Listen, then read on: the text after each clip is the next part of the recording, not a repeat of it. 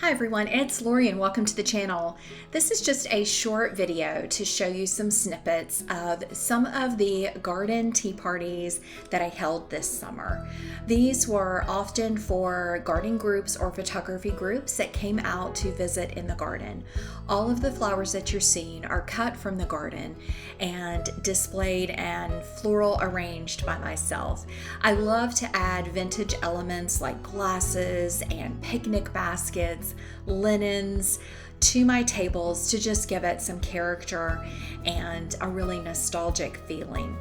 So I usually use whatever is blooming and growing in the garden. So whether it's dahlias, hydrangeas, and I love to use vintage containers. So really mixing those elements in. You'll notice in this arrangement, this is a gorgeous vintage tea or coffee container, and I just absolutely love it.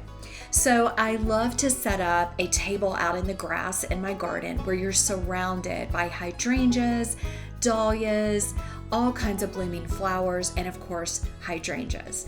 So it's a lot of fun to enjoy with friends, with colleagues, with neighbors, and just have some fun out enjoying the space that we work in and create.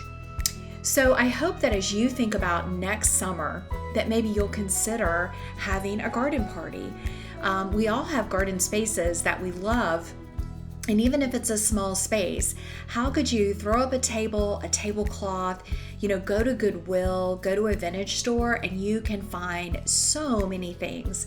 These little teacups were from a vintage store, the ironstone vase, such good resources, and just allows you to create such a beautiful setting for others to enjoy.